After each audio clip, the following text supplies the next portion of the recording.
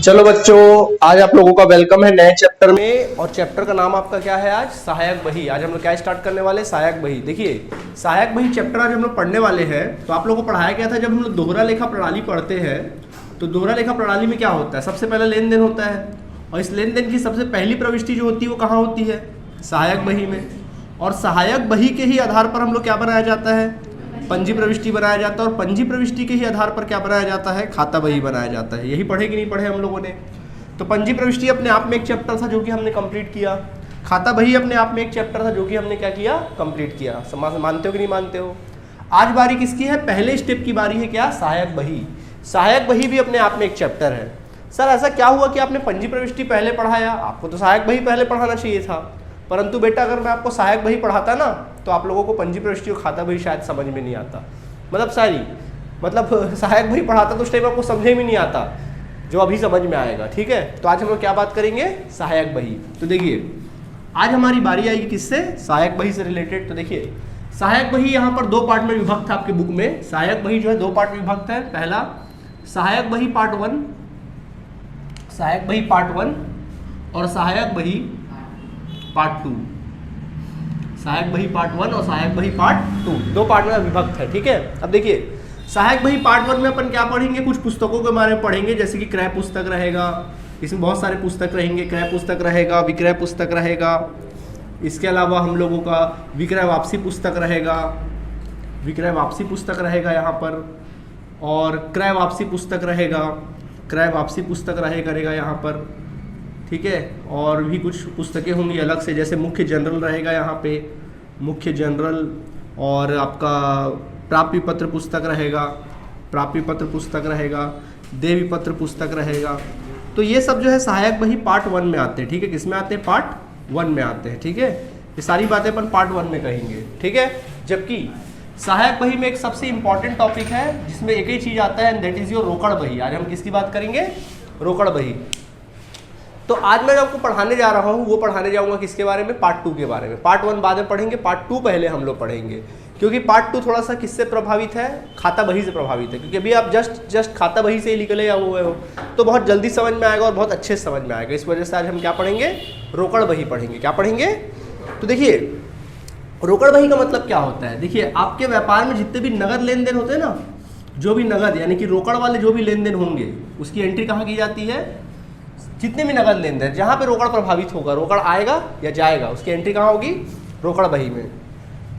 अब रोकड़ बही दो प्रकार का होता है। एक होता है साधारण रोकड़ बही, एक होता है साधारण मतलब एक प्रकार से दीर्घ रोकड़ बही भी बोला जा सकता है इसको, दीर्घ रोकड़ बही। और एक होता है बच्चों लघु रोकड़ बही। क्या होता है? लघु रोकड़ बही। ठीक है, दीर्घ रोकड़ बही और क्या? लघु रोकड़ बही। अब देखिए, दीर्घ रोकड़ बही में तो पढ़ेंगे अपन। दीर्घ रोकड़ बही 3 प्रकार के होते हैं। सबसे पहला साधारण रोकड़ बही, दूसरा होता है द्विस्तंभी रोकड़ बही,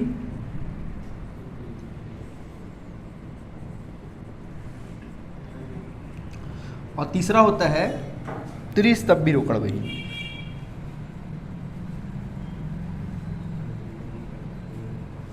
ठीक है, चलिए पहले अपन बात करेंगे, ज़्यादा अच्छा समझ में आएगा। टाइप्स जब अपन बात करेंगे तब समझ में आएगा। ठीक है, तो आज हम लोग क्या पढ़ने वाले हैं? रोकड़ बही। कुछ पूछना है? नोट करिए। चलिए बच्चों, आज बारी है साधारण रोकड़ बही पढ़ेंगे। पहले हम लोग क्या पढ़ेंगे? पहला टाइप रोकड़ बही पढ़ेंगे आज हम लोग। और रोकड़ बही में सबसे पहले क्या पढ़ने वाले हैं? साधारण रोकड़ बही। ठीक है, साधारण रोकड़ बही में केवल एक कॉलम बनता है और वो कॉलम होता है किसका? रोकड़ का। साधारण रोकड़ बही पढ़ेंगे अपन लोग। तो कभी भी याद रखना, रोकड़ का शेष हमेशा कौन सा शेष होता है? रोकड़ का शेष हमेशा कौन सा शेष होता है? विकलन। ऑलवेज रोकड़ का शेष हमेशा क्या रहेगा? विकलन शेष रहेगा। समझ आया कि नहीं आया आप लोगों को? ठीक है, और इसका कॉलम कुछ इस प्रकार बनेगा। जैसे रोकड़ बही अगर आप बनाओगे तो रोकड़ बही का कॉलम कुछ इस प्रकार बनता है। जैसे कि कॉलम हो जाएगा तिथि का, विवरण का, ये आपका कॉलम हो जाएगा। और एक राशि का कॉलम हो जाएगा, तिथि, विवरण और राशि का। आप बोलोगे सर ये तो खाता बही की याद दिला रहा है। बिल्कुल, ये खाता बही की तरह ही बनता है। देखिए, ये विकलन पक्ष होता है और ये समाकलन पक्ष होता है। ऊपर में सिर्फ आप लिखेंगे साधारण रोकड़ बही। क्या लिखेंगे? साधारण रोकड़ बही लिख लेंगे। ठीक है, साधारण रोकड़ बही लिखना। और ये तिथि, विवरण, राशि, और ये आपका खाता पृष्ठांक लिखेंगे। क्या लिखेंगे? खाता पृष्ठांक। यहाँ पे रोकड़ बही में हमेशा क्या लिखोगे? खाता पृष्ठांक। ठीक है, तिथि, विवरण और राशि। ठीक है, और क्या लिखेंगे यहाँ पर? खाता पृष्ठांक लिखेंगे। समझ में आ गया कि नहीं आ गया? ठीक, खाता पृष्ठांक लिखेंगे आप सभी। चलिए दिखाइए, आपका बुक दिखाइए, आपके बुक से बताते हैं हम आपको। लाइए बुक दीजिए आप लोगों का। देखिए बुक निकालिए, रोकड़ बही का चैप्टर निकालिए अपने बुक से। सभी रोकड़ बही पार्ट 2 चैप्टर निकालो। चैप्टर नंबर 6 है आप लोगों का, चैप्टर नंबर 6 है। 6 का क्वेश्चन मैं तुम लोगों को बतलाता हूँ। चलिए क्वेश्चन में आ जाइए आप सभी अपने बुक के। नवबोध का बुक है आपके पास, सबके पास। देखिए मैं आप लोगों को बतलाता हूँ क्वेश्चन नंबर, चलिए बतलाता हूँ, पहले ही बता देता हूँ आप लोगों को। क्वेश्चन नंबर क्या बताऊँगा? पहला। चलो बच्चों पहला क्वेश्चन देखो क्या लिखा है। पहला क्वेश्चन लिखा हुआ बिल्कुल सिंपल वाला, निम्नलिखित व्यवहारों को साधारण रोकड़ बही में लिखिए। एक क्वेश्चन आएगा एग्जाम में 3 या 4 नंबर का, देख लीजिए। निम्नलिखित व्यवहारों को किस में लिखिए? साधारण रोकड़ बही में। देखो क्वेश्चन पढ़ो क्या लिखा है। 1 जून 2006 को रोकड़ शेष दिया है 8,950। मिला क्वेश्चन सभी को? देखिए लिखा है 1 जून 2006 रोकड़ शेष कितना? 8,950। बताइए इसका शेष कौन सा शेष होगा? विकलन। तो बेटा शुरुआत कहाँ से करोगे? विकलन। रोकड़ शेष बोल रहा है ना, यानी शुरुआत में आपको रोकड़ पड़ा हुआ है, तो 1 जून 2000 क्या लिखोगे? 6। क्या लिखोगे? शेष लाया गया। क्या लिखना? शेष लाया गया। कितना शेष लाया गया भैया? 8,950 लिख देना। समझ में आ गया कि नहीं आ गया? अगली एंट्री पढ़िए क्या लिखा है। 2 जून पारस ब्रदर्स को दिए। पारस ब्रदर्स को दिए मतलब क्या दिए? रोकड़ दिए। बताइए क्या एंट्री बनेगा? पारस विकलन रोकड़ खाते से। रोकड़ जा रहा है ना, सोना नहीं है, सुन रहे हो? पारस को आप दे रहे हो, क्या एंट्री बनेगा? पारस ब्रदर्स को दे रहे हो, बोलो। पारस 22 को दे रहे हो, कितना? 3,960 दे रहे हो, क्या एंट्री बनेगा? बोलो। पारस 22 विकलन रोकड़ खाते से। बताओ रोकड़ खाता क्या हुआ? रोकड़ वही बना रहे हो ना, रोकड़ खाता क्या हुआ? समाकलन। समाकलन साइड में जाना, 2 जून का डेट डालना और क्या लिखना? पारस 22 को। क्या लिखना? पारस 22 को। कितना रुपया? 3,960। बात समझ में आई? अगला पढ़ो फिर क्या लिखा हुआ है। 3 जून वेतन दिया। बोलो क्या एंट्री बनेगा? किस साइड एंट्री करेंगे? समाकलन में। तो समाकलन लिख देना, 3 जून 2006 को लिख देना वेतन खाता को। वेतन खाता को। बोलो कितना रुपए लिखेंगे? बोलो बोलो बोलो। हाँ 150। फिर पढ़ो क्या लिखा बच्चों। मोहनलाल से मिले। मोहनलाल से मिला। बोलो एंट्री। हाँ वेरी गुड। किस पक्ष में एंट्री करूं? क्या लिखूं? मोहनलाल से। कितना डेट क्या है इसका? 4 जून। जून है ना, मैं जनवरी लिख दे रहा हूँ हर जगह, जून है। ठीक है 4 जून। मोहनलाल से कितना रुपया? 560। फिर उसके पश्चात पढ़ो फिर क्या लिखा है। नगद विक्रय। बोलो क्या एंट्री बनेगा? किस पक्ष में करूँ एंट्री? विकलन में। क्या लिखेंगे? विक्रय खाते से। समझ आया सबको? विक्रय खाते से कितना रुपया? बोलो 375 रुपया। समझ आ गया? कितना रुपया? देखो 375 रुपया। ठीक है, डेट डाल देना 5 जून। ठीक है, इसके पश्चात बोलो फिर क्या लिखा है। फर्नीचर नगद खरीदा। बोलो क्या एंट्री? फर्नीचर खाता विकलन रोकड़ खाते से। कहाँ एंट्री करूँ? समाकलन में। क्या लिखूंगा? बिल्कुल फर्नीचर खाता को। कितना रुपए लिखूंगा मैं? 450 लिखूंगा। समझ आ गया? इसके पश्चात देखिए फिर क्या लिखा है। नगद माल क्रय किया। बोलिए किस पक्ष में एंट्री करूं? समाकलन में। क्रय खाता को। समझ में आ गया? आप बोलोगे सारे तो खाता वही है। हाँ बिल्कुल खाता ही वही जैसा तो है। क्रय खाता को। कितना रुपया लिखेंगे? 270। समझ में आ गया कि नहीं आ गया? इसके पश्चात देखो फिर क्या लिखा हुआ है। किराया दिया। बोलो किस पक्ष में? समाकलन में लिखेंगे किराया खाता को। समझ आया सबको कि नहीं आया? कितना रुपए लिखेंगे? 135 रुपया क्या कर लेंगे? लिख लेंगे। बात क्या हो गई? यहाँ पे समाप्त हो गई। कोई दिक्कत? एकदम इजी है। ठीक है, ऐसा क्वेश्चन 3 या 4 नंबर में आएगा और गारंटीड आपका रोकड़ बही का एक क्वेश्चन आता ही आता है। तो बना पाओगे? ठीक, चलो अब योग करें। तो बोलो क्या लगता है, विकलन योग ज़्यादा होगा कि समाकलन योग ज़्यादा होगा? विकलन ही ज़्यादा होगा सर, बिल्कुल। चलो विकलन लोग पहले कर लो, एक लाइन छोड़ के। जैसे खाता बंद करते हो वैसे ही बंद करो। ठीक है, जैसे खाता बही बंद करते हो वैसे ही बंद करो, बही को भी। हाँ बोलो, जोड़ो इन लोग को। 8,950 कैसे जोड़ोगे? 8,000 अलग हो गया, 8,000 को साइड रख लो। 9 9 5 14, 14 और 3 17, 1700 अलग कर लो। उसके बाद 6 5 11, 11 और 7 18, 180 अलग कर लो। और अलग से कितना? 5 जोड़ लो। 5 8 7 और 1 8 और ये 9, 9,885 रुपये। कितना है विकलन टोटल? 9,885 रुपये। इसी प्रकार समाकलन टोटल कर लीजिए। चलिए समाकलन को टोटल करते हैं। देखिए 3,000 को साइड रख लो। चलो 3,000, 9 और 1 10, 10 4 14, 14 2 16, 16 और 1 17, 1700 ये अलग रख लो, ठीक है। उसके बाद फिर कितना है? 6 5 11, 11 5 बोलो, 6 5 11, 11 5 16, 16 और 7 23, 16 और 7 कितना हुआ? 23, 23 और 3 26, तो 260 रुपये अलग कर लो, ठीक है। फिर कितना? 5 सिंगल है तो सिंगल 5, देखो 5 6 को एज इट इज, 7 2 8 9, 3 और 1 4, 4,965, 4,965। चलिए घटाइए, 0 8 में से 6 जाएगा 2, 8 में 18 में से 9 जाएगा 9 बचेगा, और 8 में 4 जाएगा 4, 4,920 आंसर आया क्या? देखो आ गया। शेष बताओ किस पक्ष में आया, विकलन में कि समाकलन में? टोटल में कितना लिखूं? शेष में कितना लिखूं? शेष ले गया, कितना लिखना पड़ेगा? 4,920, ठीक है। इसके सामने क्या लिखूं? महीने का अंतिम दिन 3 जून 30 जून, जून के लिए बना रहे हो ना, तो महीने का अंतिम दिन क्या होता है जून का? 30 जून 2006। क्या मेरा काम खत्म हुआ? ट्रांसफर करो। 1 जून के बाद क्या आएगा? 1 जुलाई 2006। क्या लिखेंगे? शेष लाया गया, शेष लाया गया। कितना? 4,920। और आपका खाता क्या कर दोगे? बन गया रोकड़ बही। ऊपर में रोकड़ खाता ना लिख के क्या लिखना? साधारण रोकड़ बही। क्या लिखोगे? समझ आ गया? लिखना पसंद करेंगे? नोट कर लीजिए। देखिए जब भी रोकड़ बही बनाओगे तो खाता पृष्ठांक रहेगा एक छोटा सा। आप यहाँ पे कौन सा कॉलम बना सकते हो? वाउचर नंबर, जिसको बोलते हैं प्रसंग संदर्भ। क्या बना सकते हैं? प्रसंग संख्या। प्रसंग संख्या भी एक कॉलम बना सकते हैं छोटा सा। क्या बनाना है? प्रसंग संख्या का भी कॉलम बनाना। 2 कॉलम रहेगा छोटे छोटे। समझ गए? चलिए नोट करिए जल्दी से। चलिए तो ये हमने पढ़ा साधारण रोकड़ बही, जिसको एक स्तंभी रोकड़ बही भी कहा जाता है। अब हम पढ़ने वाले हैं द्विस्तंभी रोकड़ बही। क्या पढ़ेंगे? द्विस्तंभी रोकड़ बही आज हम लोग पढ़ने वाले हैं। तो देखिए द्विस्तंभी रोकड़ बही में क्या होता है? द्विस्तंभी में क्या होता है? रोकड़ बही तो होता है लेकिन इसमें 2 स्तंभ होते हैं। अब 2 स्तंभ 2 प्रकार के हो सकते हैं। या तो उसमें एक बट्टे का स्तंभ हो सकता है, एक कॉलम बट्टे का होगा, दूसरा कॉलम रोकड़ वाली राशि का होगा। या फिर एक कॉलम रोकड़ का होगा और दूसरा कॉलम आपके बैंक का होगा। समझ में आ गया? इसको बोलते हैं कौन सा स्तंभ? द्विस्तंभी रोकड़ बही कहा जाता है, ठीक है। तो ज्यादातर आपके एग्जाम में रोकड़ बही और बैंक वाला आता है, रोकड़ और बैंक आता है, ठीक है। इस बार बैंक भी समाहित होगा। क्या समाहित होगा? बैंक। देखिए रोकड़ कॉलम में किसकी एंट्री करते हैं? देखिए जो आपके व्यापार में रोकड़ आता है ना, जो आपके व्यापार में रोकड़ आ रहा है, या व्यापार, देखिए व्यापार आपका ये व्यापार है, अगर आपके व्यापार में रोकड़ आ रहा है या व्यापार में रोकड़ जा रहा है, उसकी एंट्री क्या करते हैं अपन लोग? रोकड़ बही रोकड़ वाले कॉलम में करते हैं। जिसमें रोकड़ का लेन देन होता है आपके व्यापार से किसी दूसरे जगह, तो इसमें किसमें एंट्री होता है? रोकड़ वाले कॉलम में एंट्री करते हैं।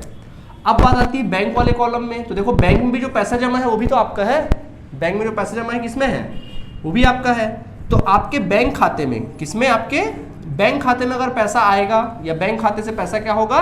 जाएगा। बैंक खाते में पैसा आएगा या बैंक खाते में पैसा जाएगा, तो उसकी एंट्री कहाँ की जाती है? बैंक वाले कॉलम में की जाती है। क्योंकि भैया आपके बिजनेस के गल्ले में जो पड़ा हुआ है गल्ला, उसमें रोकड़ आ रहा है, रोकड़ जा रहा है, वो आपके बिजनेस का है, वो रोकड़ में एंट्री होगा। और आपके बैंक अकाउंट में भी तो पैसा पड़ा हुआ है, वो किस में एंट्री होगा? बैंक खातों में एंट्री होगा। समझ में आ गया? तो एक बात याद रखना हमेशा, हमने सिखाया आपको कि रोकड़ का शेष हमेशा कौन सा शेष होता है? विकलन शेष होता है। कौन सा शेष होता है? विकलन। जबकि बैंक खाते का शेष कौन सा शेष हो सकता है?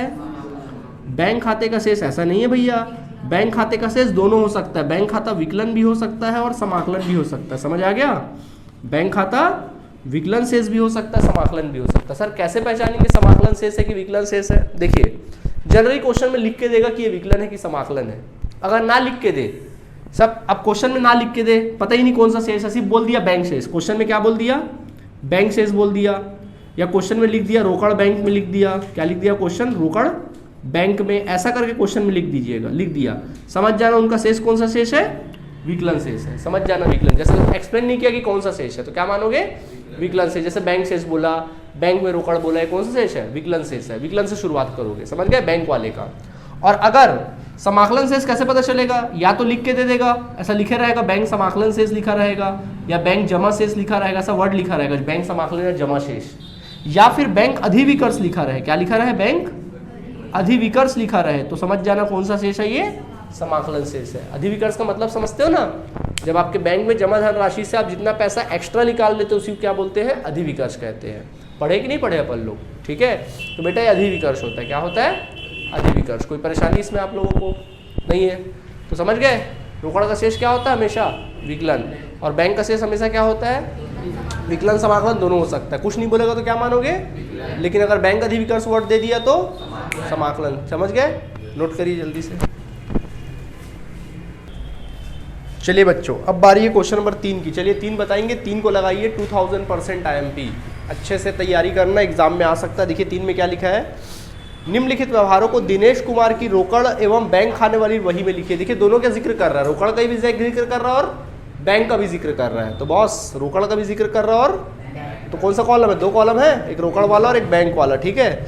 अब देखिए क्वेश्चन में क्या लिखा है, 1 मार्च को लिखा है 2001 को हस्तस्थ रोकड़ आपके पास 8750 था, जबकि रोकड़ बैंक में कितना था, 22350। दोनों की बात कर रहा है, तो इसके लिए अपन को कॉलम बनाना पड़ेगा। क्या बनाना पड़ेगा, कॉलम। तो देखिए इसका कॉलम कुछ इस प्रकार बनाया जाता है, तो अपन कॉलम क्रिएट कर लेते हैं इस तरह से। देखिए ऊपर हेडिंग लिखना है द्विस्तंभी रोकड़ बही, एक कॉलम हो जाता है तिथि का, एक कॉलम हो जाता है विवरण का, एक कॉलम हो जाता है प्रसंग संख्या का, एक कॉलम खाता पृष्ठांक का, एक कॉलम हो जाएगा रोकड़ वाले कॉलम का, और एक कॉलम हो जाएगा बैंक वाले कॉलम का। इसी प्रकार एक कॉलम होगा तिथि का, एक कॉलम विवरण का, एक कॉलम प्रसंग संख्या का, एक कॉलम आपके खाता पृष्ठांक का, एक कॉलम रोकड़ का और एक कॉलम बैंक का।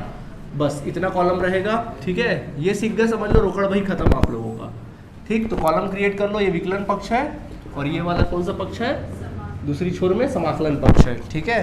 देखिए ये तिथि का कॉलम हो जाएगा, ये विवरण का, और ये आप लोगों के प्रसंग संख्या का, और ये खाता पृष्ठांक का। ये आपके रोकड़ का कॉलम, ये आपके बैंक का कॉलम, ठीक है। ये तिथि का, ये विवरण का, ठीक है, ये किसका, प्रसंग संख्या का, और ये खाता पृष्ठांक का, और ये आप लोग के रोकड़ का, और ये आप लोगों के बैंक वाले कॉलम का। समझ आ गया। चलिए शुरुआत करें। देखिए क्या लिखा है, 1 मार्च को हस्तस्थ रोकड़ था आपके पास कितने का, 8750, और 1 मार्च को ही बैंक पे रोकड़ था 22350। हालांकि डेट में 2 मार्च लिखा बट गलत है, वो 1 मार्च का ही डेट है, ठीक है। बैंक में रोकड़, हस्तस्थ रोकड़, हाथ में रोकड़ है 8750, हाथ मतलब आपके व्यापार में, और बैंक में रोकड़ है कितना, 22350। क्या बैंक के रोकड़ के विषय में बोला कि अधिविकर्ष जैसा वर्ड लिखा या समाकलन वर्ड लिखा, क्या मानेंगे इसको, विकलन मानेंगे। क्या मानेंगे, विकलन। तो बेटा विकलन से शुरुआत करना। अच्छा ऊपर हेडिंग लिख लेना, द्विस्तंभी रोकड़ बही। क्या लिखोगे हेडिंग में, द्विस्तंभी रोकड़ बही। हेडिंग लिख लेना, द्विस्तंभी रोकड़ बही लिख लीजिएगा। समझ गए। चलो शुरुआत करते, बोलो डेट क्या है, 1 मार्च सन 2001। तो लिखेंगे शेष लाया गया। क्या लिखेंगे, शेष लाया गया। बताइए शेष लाया गया कितना दिया, देखिए इसमें सबसे पहला रोकड़ में दिया 8750, तो देखो रोकड़ वाले कॉलम में 8750 डाल देगा, ठीक है। जबकि बैंक में कितना शेष पड़ा था, देख लो 22350, तो बैंक वाले कॉलम में लिखना 22350। अब आप एंट्री करना चालू करो। अब आपको मतलब किससे पता है, देखो यहाँ पे एक प्रकार से देखा जाए 2 खाते बन रहे हैं, रोकड़ भी और बैंक भी, तो आपका फोकस किस पे होगा, रोकड़ पे ही फोकस होगा और बैंक पे ही फोकस होगा। समझ गए। चलो चालू करते। पहला 4 तारीख नगद माल बेचा, बोलो क्या एंट्री बनेगा, बेचा भैया बेचा। रोकड़ खाता विकलन विक्रय खाते से, रोकड़ क्या हुआ, विकलन हुआ। विकलन पक्ष में आएंगे क्या लिखेंगे, विक्रय खाते से। बताइए इसमें क्या प्रभावित हुआ, रोकड़ प्रभावित हुआ कि बैंक प्रभावित हुआ, रोकड़ प्रभावित हुआ। कितना, 1200 रुपया। तो 1200 रुपये रोकड़ वाले कॉलम में, रोकड़ प्रभावित हुआ ना, तो रोकड़ वाले कॉलम में 1200, बैंक में नहीं, किसमें, रोकड़ वाले में। समझ में आ गया। अगला पढ़ो फिर क्या लिखा है, हाँ नहीं नकद माल बेचा, हाँ ये तो 4 तारीख था, डेट भी बता दे करो यार, है ना। फिर क्या लिखा, कौन सी तारीख को, 6 तारीख को बैंक में रोकड़ जमा किया। कहाँ जमा किया, देख लो भैया यहाँ कांड हो रहा है, देखो क्या हो रहा है, बैंक में रोकड़ जमा किया। एंट्री बोलो क्या होगा, बैंक खाता विकलन रोकड़ खाते से। अरे ये तो दोनों प्रभावित हो गया सर, ये तो दोनों प्रभावित हो गया ना, बैंक भी प्रभावित हो गया और रोकड़ भी प्रभावित हो गया। तो जब दोनों प्रभावित हो जाए तो दोनों तरफ एंट्री होगी। बोलो कैसे, बैंक खाता विकलन है, विकलन का मतलब समझते हो क्या होता है, को होता है। विकलन का मतलब क्या होता है, को। और रोकड़ खाते से मतलब से। तो बताओ को वाला आइटम किस तरफ लिखते हैं अपन लोग, समाकलन में, से वाला आइटम चुपचाप लिख दो, आंख मूंद के वही काम करो। दोनों प्रभावित हुआ ना, तो को वाला आइटम यहाँ लिख दो। बोलो को कितना है? बैंक खाता को, ऐसा लिख दो आप, बैंक खाता को, ठीक है। 6 तारीख डाल देना, अभी अमाउंट नहीं, अभी अमाउंट नहीं, ठीक है। अब दूसरा हाँ, रोकड़ खाते से वाला आइटम विकलन में, रोकड़ खाते से क्या लिखना? रोकड़ खाते से वाला आइटम यहाँ लिख देना, ठीक है। कौन सी तारीख को? 6 तारीख को। समझ में आ गया? एंट्री करना समझ में आ गया? जब भी डबल एंट्री आए ऐसी करना, को वाला आइटम समाकलन में, से वाला आइटम विकलन में। समझ गए? अब सवाल उठता है सर अमाउंट क्या लिखेंगे? तो बेटा अमाउंट क्या है बताओ पहले मेरे को। 2500 है। अब ध्यान दीजिएगा, मैंने क्या लिखा बताओ, ये क्या लिखा है? रोकड़। क्या लिखा है? रोकड़। तो इसका अपोजिट कौन है? बैंक। तो अमाउंट रोकड़ में मत लिखना, अपोजिट कॉलम में लिखना। किस में लिखना? बैंक में लिखना 2500। समझ आया कि नहीं आया? आ गया? यहाँ आपने क्या लिखा है? बैंक। तो इसका अपोजिट कौन है? तो रोकड़ वाले कॉलम में लिखोगे 2500, अमाउंट अपोजिट कॉलम में डालना है। समझ गए? और चूंकि ये कॉन्ट्रा एंट्री बोलते हैं, इसको उभयनिष्ठ प्रविष्टि बोलते हैं, तो खाता वाले पृष्ठांक में सी डाल देना और यहाँ पे भी क्या डाल देना? सी डाल देना। एग्जाम में बड़े नंबर में 6 या 7 8 जो भी आपके एग्जाम में आता होगा सबसे बड़ा नंबर, उसमें एक क्वेश्चन ऐसा वाला आएगा ही आएगा। अच्छे से तैयारी करो। समझ में आ गया? हाँ, कॉन्ट्रा एंट्री है, उभयनिष्ठ प्रविष्टि, एक जैसी एंट्री। समझ में आ गया? अगला पढ़े, फिर क्या लिखा है पढ़ो। देखो क्या लिखा है, क्या एंट्री बनेगा बोलो। क्या प्रभावित हुआ ना? रोकड़ प्रभावित हुआ ना, बैंक प्रभावित हुआ। एंट्रीज मत करो। समझ गए? उसके बाद सोहन को चेक से भुगतान किया। बोलो, सोहन को चेक से भुगतान किया। सोहन विकलन बैंक खाते से। सोहन विकलन बैंक खाता क्या हुआ? समाकलन। कहाँ जाओगे? समाकलन पक्ष में लिखोगे सोहन को। क्या लिखोगे? सोहन को। कितना रुपया? 3000। तो बैंक प्रभावित हुआ ना, तो बैंक वाले कॉलम में 3000 डालना। समझ में आ गया? बैंक वाले कॉलम में कितना? 3000। नहीं आया समझ में?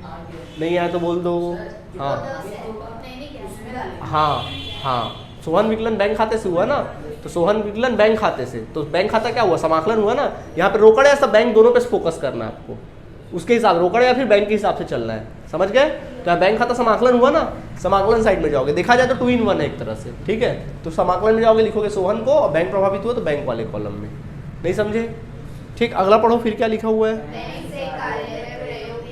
हाँ, बैंक से कार्यालय उपयोग हेतु निकालो। बोलो, वेरी गुड भैया। आहरण निजी प्रयोग के लिए होता है। निजी लिखा है क्या? हड़बड़ा के एंट्री करोगे पूरा गलत हो जाएगा। क्या लिखे हम? बैंक से रोकड़, बैंक से कार्यालय हेतु निकाले, यानी मैं अच्छे से पढ़े करो क्वेश्चन को, ये तो गलत हो जाएगा। एक भी गलत हुआ पूरा आंसर नहीं आने वाला। रोकड़ खाता विकलन, देखो फिर कॉन्ट्रा एंट्री हुई। क्या हुआ? रोकड़ खाता विकलन किससे? बैंक खाते से। रोकड़ खाता विकलन किससे? बैंक खाते से। चलिए इस बार फिर देखो दोनों प्रभावित हुआ कि नहीं हुआ? रोकड़ भी प्रभावित हुआ, बैंक भी प्रभावित हुआ। चलो एंट्री करें, बताओ कहाँ करें एंट्री इसकी। रोकड़ खाता कहाँ लिखूँ? समाकलन में। क्या लिखूंगा? रोकड़ खाता को इस बार लिख दूंगा को, ठीक है। और बैंक खाते से लिख दूंगा, ठीक है। अमाउंट कहाँ लिखूंगा? बताओ अमाउंट कितना है? जल्दी बोलो, अमाउंट कितना है बॉस? 5000 है। बोलो कहाँ लिखूँ इसका अमाउंट? रोकड़ में लिखूंगा 5000। किस में लिखूंगा? रोकड़ में। और इसका अमाउंट बैंक में। कितना? 5000। Contra entry. क्या है ये? Contra entry. समझ आ गया कि नहीं आ गया? डेट क्या था इसका? 13 मार्च, ठीक है। 13 मार्च है, डाल दीजिए 13 मार्च। इसके बाद देखिए फिर क्या था। फिर लिखा हुआ है सुशांत से चेक मिला जिसे बैंक में भेज दिया गया, जमा कर दिया गया। बोलिए क्या एंट्री बनेगा? कुछ भी मत बोलो बेटा, मार खाओगे। हाँ, सोच के बोलो। बैंक खाता विकलन सुशांत से। भैया चेक मिला सुशांत से, बैंक में भेज दिया, पैसा कहाँ बढ़ रहा है? क्या एंट्री बनेगा? बैंक खाता विकलन सुशांत से। बताइए, बैंक खाता विकलन सुशांत से किस पक्ष में एंट्री करूं? विकलन में क्या लिखूंगा? सुशांत से। रोकड़ कॉलम में कि बैंक कॉलम में? बैंक में। कितना रुपया? 2400। नहीं समझे? समझ में आ गया? अगला फिर पढ़ो। बैंक ने सुशांत का चेक अनादृत करके लौटा दिया। बैंक ने सुशांत का चेक, तो अनादृत की एंट्री सिखाया था ना, क्या होता है? बैंक में जमा करोगे, बैंक से इसको मिला था ना, तो बैंक खाता विकलन सुशांत से किए थे, अब अनादृत हो गया, पलट दो एंट्री। कहाँ जाऊं? समाकलन में क्या लिखूं? सुशांत को लिखूं। कितना रुपया लिखूं? चेक कितने का था? 2400 का। 2400 बैंक वाले कॉलम में ना, क्योंकि बैंक प्रभावित हुआ ना, तो बैंक वाले कॉलम में 2400। समझ में आ गया सबको? अच्छा, लेखन सामग्री खरीदी। बोलो, लेखन सामग्री खरीदी। बोलिए। हाँ, लेखन सामग्री विकलन। बाकी लोग भी बोलेंगे तो मेहरबानी हो जाएगा। आपको ही बोल रहा हूँ, सबको बोल रहा हूँ। एंट्री बोलो ना, लेखन सामग्री खाता विकलन किस साइड एंट्री करूँ? क्या लिखूँ? लेखन सामग्री को कितना रुपया? 500 रोकड़ वाले कॉलम में ना कि बैंक वाले में? रोकड़ में, समझ गए? बोलो गधो, आ गया समझ में? उसके बाद 25 तारीख फर्नीचर खरीदा, चेक से भुगतान किया। एंट्री बोलो। फर्नीचर खाता विकलन बैंक खाते से कहाँ जाऊँ? क्या लिखूँ? फर्नीचर खाता को कितना रुपया? 3700। कौन से कॉलम में? बैंक कॉलम में। किसमें? बैंक कॉलम में। समझ आया कि नहीं आया? इसके पश्चात वेतन चेक से भुगतान किया। बोलिए कहाँ जाऊं? क्या लिखूं? वेतन खाता को कितना लिखूं? कौन से कॉलम में? 6400। समझ आया? इससे क्या स्पष्ट होता है? जर्नल एंट्री आएगी तो सारी चीजें बनेगी बेटा, जर्नल एंट्री नहीं आती तो कुछ भी नहीं बनने वाला। बर्दाश्त, इसी के लिए चीख चीख के बोलता था ना मैं तुम लोगों को, इसी के लिए बोलता था। समझ में आ गया कि नहीं आ गया? अब कॉन्ट्रैक्ट भी समझ में आ गया? मिटा दो इसको कि रहने दूं? ध्यान रहेगा? चलो अब खाता बंद करें। सब एंट्री हो गई? चलो खाता बंद करते। देखो सब एंट्री हो गई, एक लाइन छोड़ के खाता बंद करना। देखो रोकड़ और बैंक का खाता एक साथ बंद करो, ऐसा टोटल करो, फिर रोकड़ और बैंक दोनों का कॉलम एक साथ क्या करना? बंद करना। चलो पहले किसका हिसाब किताब करना पसंद करोगे, रोकड़ का कि बैंक का? चलो रोकड़ का। तो रोकड़ का अपन योग करते विकलन वाला। चलो विकलन वाला योग करो। रोकड़ का कितना आता है देखो जल्दी। देखो 8 और 1 9, 9 5 14 की 13, 9 5 14,000। कितना आया? 14,000 साइड में रख लो। 14,000 देखो ना, 8 और 1 9, 9 5 कितना हुआ? 14,950।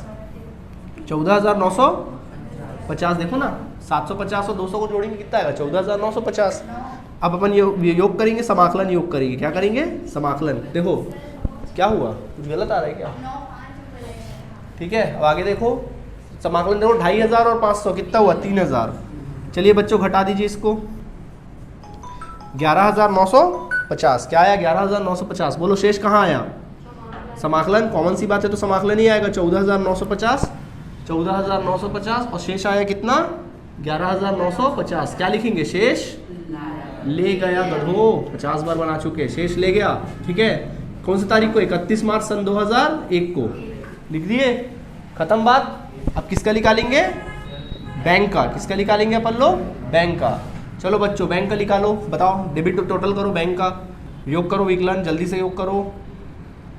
22,350। देखो 22 दो 24,000, 24 और 2 25, 26,000। 26,000 साइड रखो। 5 3 800, 8 4 1200, 8 4 12 1200, यानी कि 26 वो था, 26 26 26 और 1200, 2600 26 27,000, 27,550। हाँ 27,250। कितना आया? 27,250। समझ में आ गया? 8 4 5 3 8 8 4 1250, 26 और हाँ 27,250। अब करो इसका योग, समाकलन का योग करो। देखो समाकलन का कितना है? 3 2 5 5 2 7 7 3 10, 7 3 10 10 6 16, 16,000 अलग कर लो। इसके पश्चात 400 400 4 7 4 1100, 11 4 1500, तो ये आ गया 17,500। कितना आ गया? 17,500। चलिए घटाइए। 0 5 12 में से 5 जाएगा 7, इसके पश्चात 9, 6 बच जाएगा, 9 नहीं बचेगा। 9,750 घटाने से, अरे कुछ गलत आ रहा है क्या? ओह सॉरी, कुछ गलत हुआ है क्या? 17,500 निकाल दिया मैं, शायद कुछ गलत हुआ है क्या? हाँ 3 2 5 3 8,000, 8 2 10,000। अच्छा सॉरी 5 3 8,000, 8 2 10,000, 10 3 13,000, 13 और 6 19,000, 19,000 वो हो गया। साइड में रखो 19,000 साइड में रख लो। 4 4 7 4 11 11 4 1500 और 20,500। कितना आया? 20,500 आएगा। समझ गए? अब देखो चलो घटाओ। 0 5 12 में से 5 जाएगा, कितना बचेगा? 7, यहाँ 6 बच जाएगा कट। 6,750। अब आया 6,750। टोटल कितना आया? 27,250, 27,250। ओके, ये कितना? 6,750। समझ आ गया कि नहीं आ गया? अब इसको ट्रांसफर करेंगे। 1 मार्च के बाद क्या आता है? 1 अप्रैल 2001। क्या लिखोगे? शेष लाया गया। शेष लाया गया। कितना शेष लाया गया? 11,950 और 6,750। हमारा काम क्या हो गया? खत्म। नहीं आया समझ में? क्या बोलते हो, कोई परेशानी? अब बच्चों होमवर्क क्या रहेगा आप लोग के लिए, सुन लो। तीसरा नंबर बनाया ना मैंने, अब होमवर्क क्या रहेगा देख लीजिए। आप इससे रिलेटेड एग्जाम्पल्स बनाइएगा अपने बुक के, ठीक है? इससे रिलेटेड ना क्वेश्चन तो मैं बनवाऊंगा ही कुछ कुछ, आप अपने बुक के एग्जाम्पल्स बनाइएगा। और कुछ क्वेश्चन जिसमें नॉर्मल क्वेश्चन हो तो बना सकते हो, बट एग्जाम्पल्स बनाओ, मैं सजेस्ट करता हूँ, ठीक है? स्टार्टिंग के एग्जाम्पल्स बना के लाइएगा, बाकी होमवर्क आपको सेंड किया जाएगा। Okay, thank you.